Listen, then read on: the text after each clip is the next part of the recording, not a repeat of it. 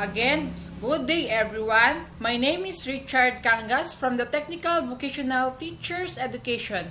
So, at this moment, i-explain ko po ang Hazard Analysis and Critical Control Points Plan or the Haccp. Okay, what do we mean by Haccp? Pag naririnig po natin dito, ano po yung unang-unang pumapasok sa ating mga isipan? So, before that, kinakailangan muna nating i-define kung ano yung Haccp. So, okay? Haccp or Hazard Analysis and Critical Control Points is a systematic preventive approach to food safety from biological, chemical, and physical hazard in production process that can causes the finished products to be unsafe and design measure to reduce this risk to a safe level. So, meaning, ang ibig sabihin po ng Haccp is kinakailangan nating maging aware sa mga ginagawa natin, lalong-lalo na sa pagluluto, sa pag-prepare ng food. Kinakailangan nating malinis, kinakailangan natin gumamit ng PPE or the personal protective equipment. So, example, pag naggagayat tayo ng karne, ganun, or mga poultry or whatsoever, kinakailangan natin pag nag-prepare tayo ng another dish, another dish or ingredients, ganun, kinakailangan natin i-sanitize muna ang ating mga ginamit na tools or equipment para po maiwasan po natin ang food contamination. Kasi po, pag nagkaroon po ng food contamination sa ating pagkain, maaari pong sumakit ang ating tiyan, ganun, magtae tayo, mag-diarrhea, ganun din, parang there are some instances na kasi mapopoison tayo, ganun, magkakaroon ng poison ng pagkain natin pag iba-iba yung for example, nagayat ka ng sibuyas, yung pinanggayat mo ng sibuyas na pinang-chop mo ng onion or ganun. Kinakailangan nating i-sanitize muna bago natin gamitin yung isang bagay or isang equipment.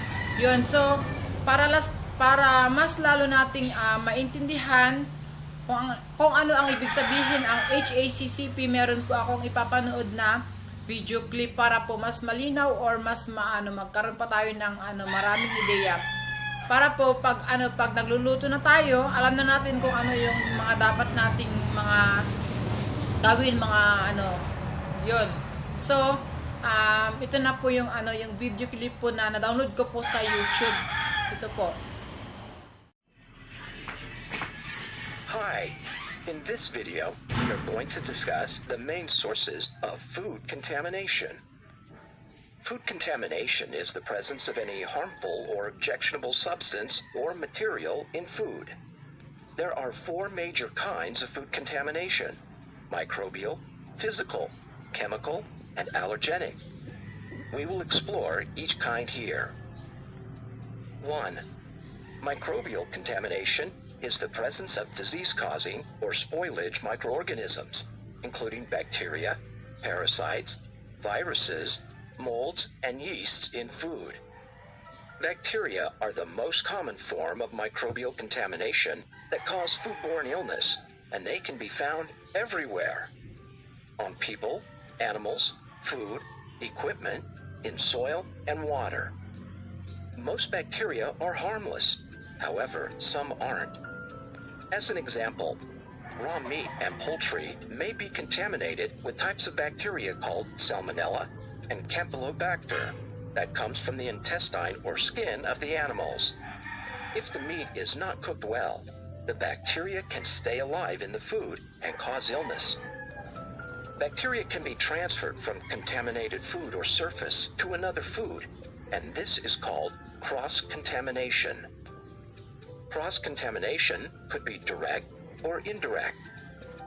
Direct cross-contamination occurs in food where there is direct contact between the source of the bacteria and food. Examples include raw meat stored above or in contact with cooked meat, raw chicken stored above or in contact with salad, food handler sneezing or coughing onto food. As bacteria have no legs or wings, they rely on vehicles to transfer them onto the food. Indirect cross-contamination occurs when harmful bacteria are transferred from the source to the food via a vehicle such as hands, knives, cloths, equipment, and food contact surfaces. Examples include using the same knife or chopping board to slice raw meat and then cooked meat, using the same cloth to wash down the raw food preparation area and then the cooked food preparation area, touching food after blowing your nose without first washing your hands. 2. Physical contamination occurs when foreign objects fall into the food.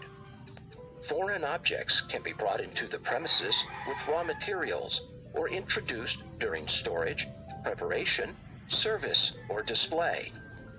Physical contaminants could be both harmful to health by causing cuts, choking, and broken teeth, and objectionable by being unpleasant for the consumer.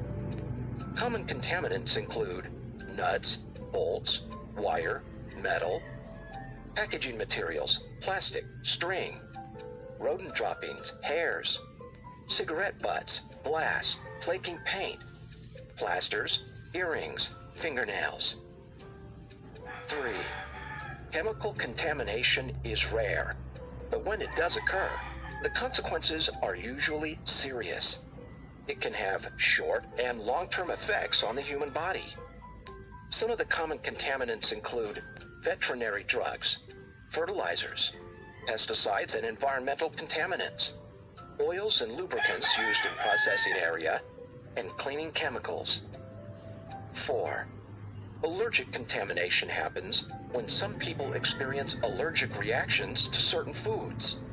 Symptoms of a food allergy range from a mild flushing of the skin or swelling of the throat and mouth that causes difficult swallowing or breathing, to nausea or vomiting, to collapse and unconsciousness. Common allergens include celery, eggs, fish, nuts, milk, shellfish, mustard, sesame seeds, and soybeans. As a food handler, you must be careful not to inadvertently contaminate food that is supposed to be free from allergens. You must also be careful to give the right information about ingredients to customers who ask.